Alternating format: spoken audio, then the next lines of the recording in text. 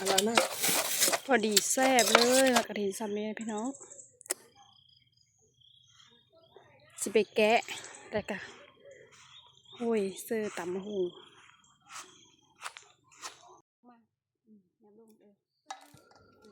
ทักทายสบายดีทุกคน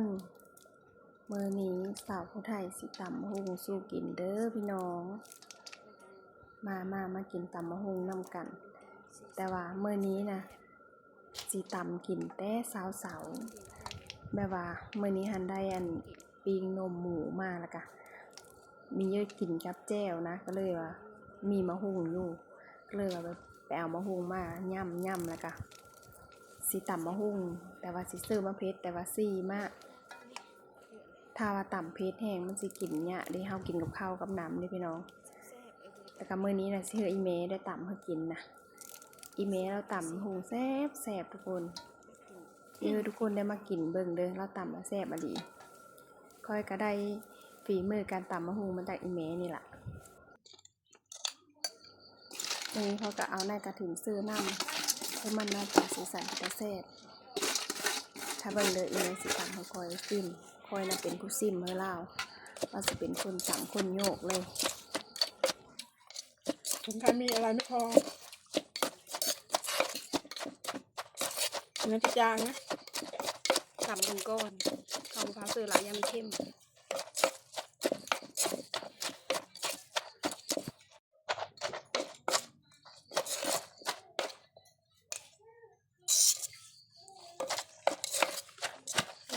อะไรนะจางแซ่บแล้วบ่นั่นแหละเบิ่งสีสันมะกรูดจ้าเนี่ยแซ่บเป็นหนูพ่อแล้วเนาะเวลาตำนะจ้าลูกแซ่บถ้ามันพอมันก็แข็งกระเด้งแซ่บแซ่บป่ะพี่น้องแซ่บพี่น้องสีมือไผ่วะสีมือคนงามแซ่บ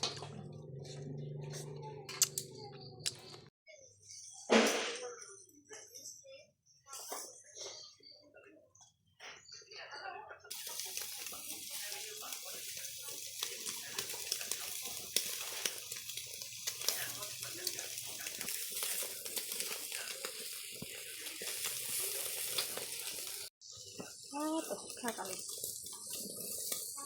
นายกว่ายุทธตะข้ามไปดู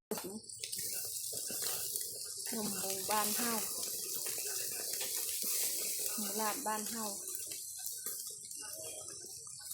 สดเลย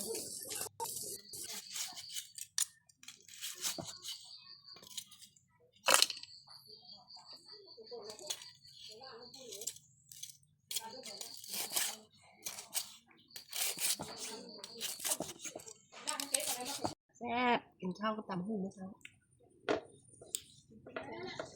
แซ่บกว่าที่มากเช็ดท้องก่อน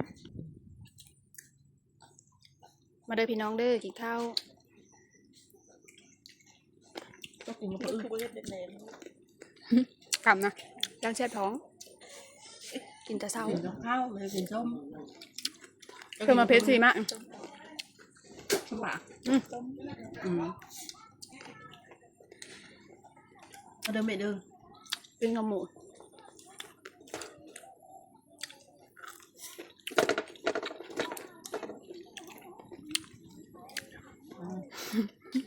เสียงมากระจาย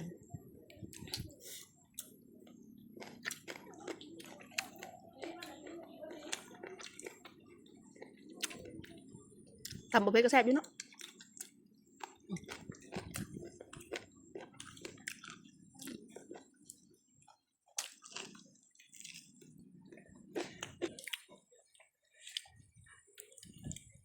ไม่กินเพื่อเลย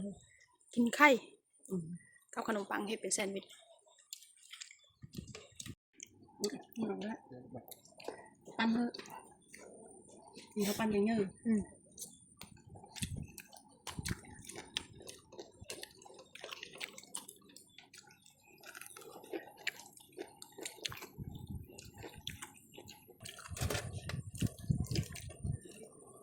กินดูแซ่บกว่าตำหู เลยแซ่บบ่อิ่มแล้วพี่น้องเอ้ยแซ่บคิดว่าสิบ่เบิดแล้วก็เบิดพอกันใหม่คลิปหน้าเด้อทุกคนบ๊ายบาย